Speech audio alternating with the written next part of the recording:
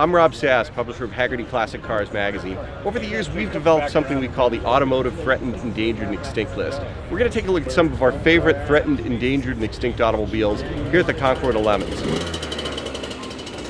Standing in front of a Mercury Grand Marquis, this was pretty much par for the course for a full-size American car in the mid-1970s. They got about 12 or 13 miles to the gallon.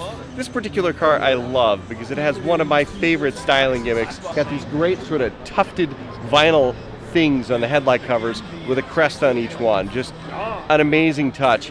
I can't remember the last time I saw one on the road. The Mercury Grand Marquis is officially threatened.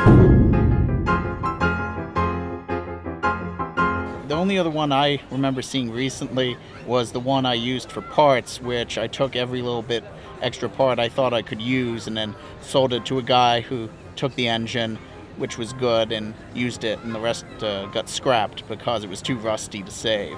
So any that I'd see, I would want to save, but I don't see too many. I'm standing in front of an Isuzu Impulse. Pretty interesting car, styled by the great Italian stylist Giorgetto Giugiaro. The car that went into production looked a lot like the concept car. Had a lot of promise, but underneath this great Italian skin was essentially a Chevrolet Chevette. So cars didn't handle very well, and there are almost none of them left. The Isuzu Impulse is endangered. The 88 and 89 were the only years that had Lotus suspension. But it wasn't, but people would mix up, they think it's Lotus, kind of a motor car. But it was only had some suspension parts that were Lotus. It's mostly Isuzu. I feel like I have an endangered car in my hands. In Santa Cruz, that's where I'm from, there's only one. They're all in junkyards, that's the problem. I'm standing in front of a Fiat Strada. This is really basically the car that killed Fiat the first time around in the US. I haven't seen one of these things in 30 years, and I think this may be the last one. Since there isn't a breeding pair of Fiat Stradas here, when this car expires, that's it. They're extinct. They're gone.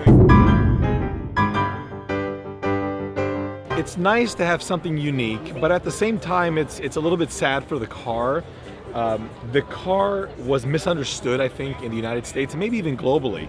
It does look suspiciously like a Golf and or a Dodge Omni.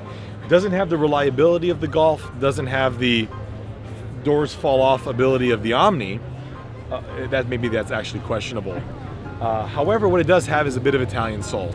That said, it needs love. You know, these cars, they're maintenance intensive. You know, they like timing belts to be changed every 12,000 miles.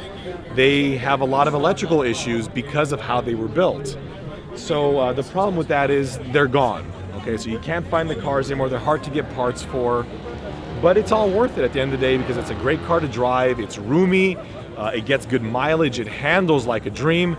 This one has a hole in the roof that was intended to be there, not like most of them that actually developed there by accident. So it does get that, you know, get that sun on your face, that wonderful exhaust note out the rear. It's a happy little car, and it's just too bad that more people can't experience that.